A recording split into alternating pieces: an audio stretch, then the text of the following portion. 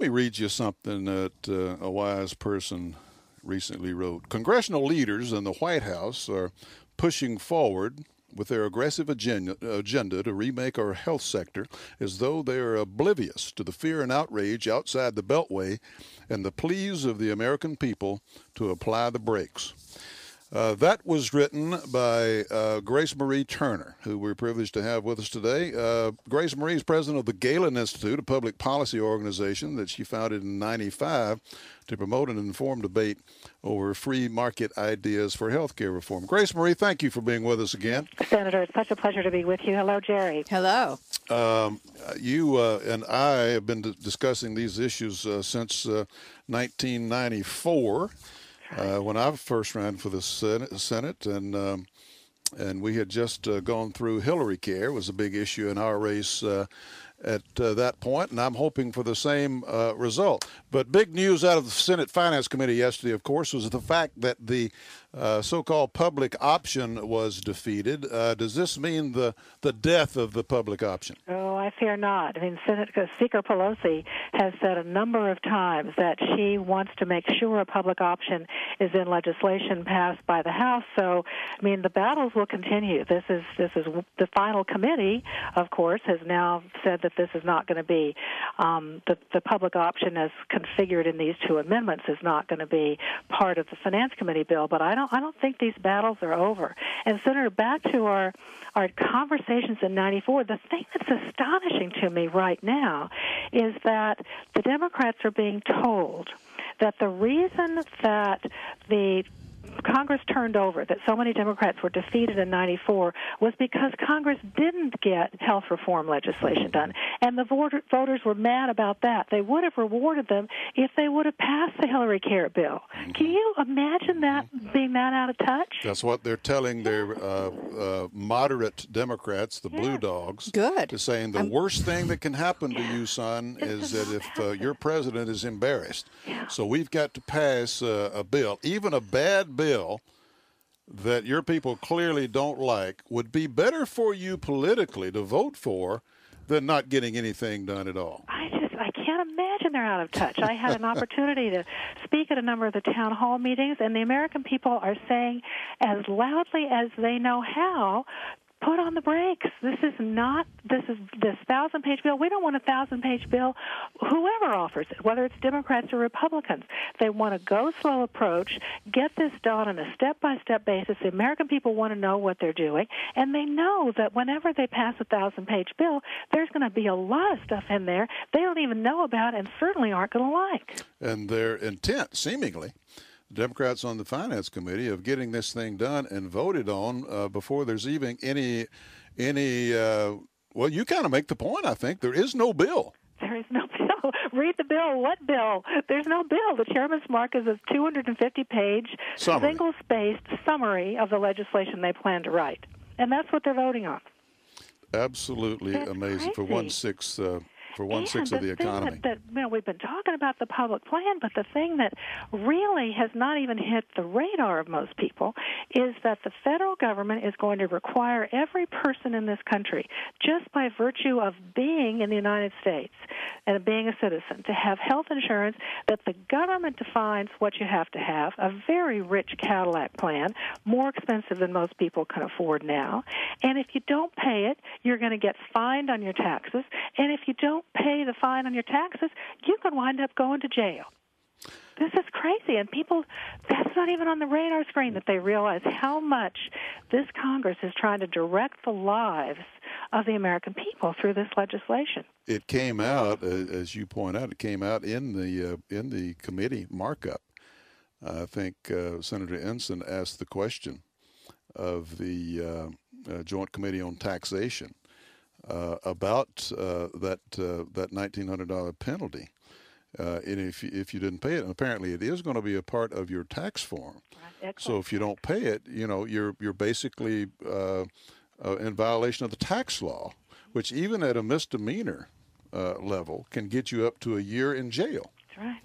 And you point out that there's a cascade effect of this individual mandate of government intrusions and losses of freedom. Could you expand on that a little bit? Well, they say if we're going to get to universal coverage, we have to require everybody to have health insurance. But if you do that, look at everything else that comes from it. The government has to define what qualifies as acceptable health insurance. So you've got the government telling you what your health insurance is rather than you deciding. Then the government has to create this whole network of huge subsidies to help people that are at lower income to afford to purchase this coverage. Then there have to be all the fines and penalties if they don't pay it. And the government deciding how much of our incomes we can afford to pay for health care costs, rather than having that be a decision that families are making medical decisions with with doctors and patients. The government is going to be so central in every decision about our health care coverage.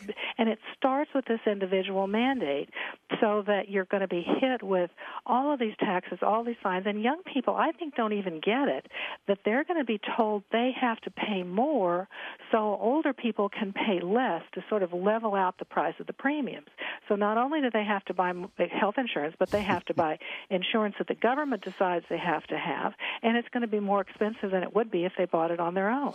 Well, the people are on to them, and they know they're on to them, and that's why they're racing. And your piece is entitled "Why the Rush" at National Review Online. I recommend it to you. That's why they're racing now to get it done as soon as they can. Again, you point out they're not planning on any extensive breaks in October because they don't want their people to have to face their constituents again until they get this done. People understand that there is no free lunch. You can't get something for nothing. And although they're saying, the middle class is not going to be taxed, they do everything in the world to make sure that people who have insurance see their premiums raised. Not only do you have the mandatory purchase situation, but all these taxes are going to be passed on. Exactly. There are taxes on all medical products. There are new excise taxes all over the place in these bills. Where can that go but into the premium? So, and there was just a debate just a few minutes ago in the Senate Finance Committee markup session to try to allow people to purchase less expensive policies, and there's pushback against that because they're thinking, oh, no, we want people to have very comprehensive insurance. We can't let them buy less expensive policies, like an HSA, for example, like a health savings account. This is crazy. Or catastrophic? Would that be Well, only for young invincibles, young people. And if you decide you want a catastrophic policy, you're going to have to get a waiver from the federal government if you're older than 25 to purchase one of these policies. Can you imagine? This is a president that argued against imposing a mandate for health insurance during the campaign. Right. So, Senator, what do you think they're going to do this? I mean, you've been on the inside there. Do you think they're going to be able to get this through? Well, the real question for me is whether or not they're going to go the reconciliation route. Right.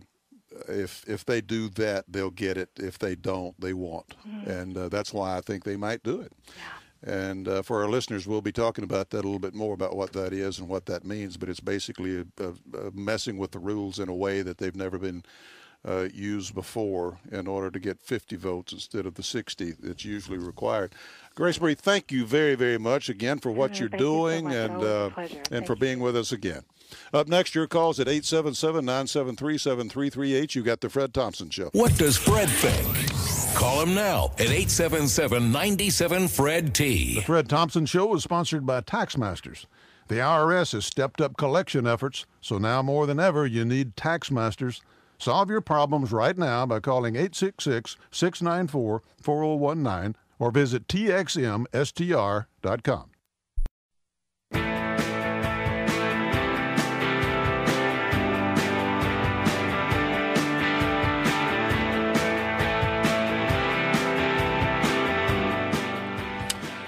Grace Marie Turner is one of the leading lights around Washington, D.C. with regard to health care. I talked to her when I was planning my campaign and learned a lot from her, and I'm still learning from her, and it was good to talk to her again. She pointed out something very, very important. I've been trying to get my arms around this and trying to talk about it in a way that is greatly simplified.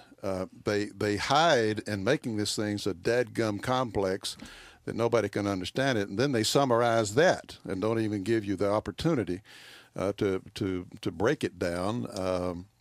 And it's just a sham process, and that's the way it's going to be voted on. But there's so many misrepresentations connected with it that you hardly know where to start. This business about not going to have any middle class tax cuts, and we're going to have tax increases, and we're going to have middle class tax cuts, and so forth and so on. On the one hand, all during out the campaign and so forth. Then they turn right around in this health care bill. They can't tax the individual because that would be too forthright and be a clear breaking of Obama's campaign pledge. So they circumvent it. They tax others that will be passed on to the taxpayer, right?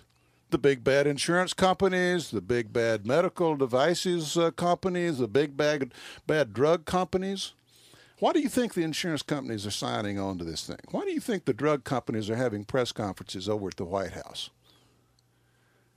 Because they're going to have to eat all this? Well, of course not. It's like, we don't give you everything free. Nobody's going to get hurt. You keep what you want to, et cetera, et cetera. Totally misrepresenting the situation. Forcing people for the first time in this country to buy a product that they don't want to buy.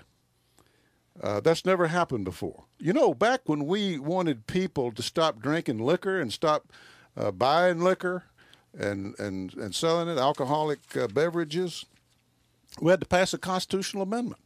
Where in the Constitution does it give us a right to do that? I know the Commerce Clause has been liberalized, totally beyond meaning by the Supreme Court in some areas, but this doesn't have to do with commerce. This has to do, in most cases, with an individual decision and a local doctor and local medical services and so forth. But they'll pass. They'll hold you up to a $25,000 fine and a year in jail. We've never had something like that before in this country, under the mandate that Obama, of course, campaigned against.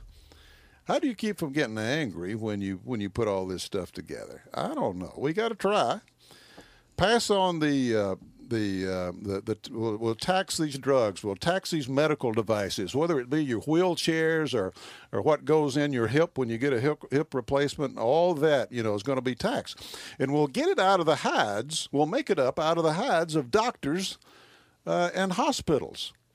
So we're going to bring 40 million people in addition to our system. And they did a survey recently and found that about half the doctors in most metropolitan areas right now won't even take Medicare, as it is. And a big percentage of doctors, specialists, a big percentage of doctors say that they will strongly consider leaving the profession. Even if we just had the number of doctors we've got now, they couldn't handle the additional 30 to 40 million people. And we're going to have fewer doctors to handle that. And your health care is not going to be affected. And your waiting period and your waiting time is not going to be affected.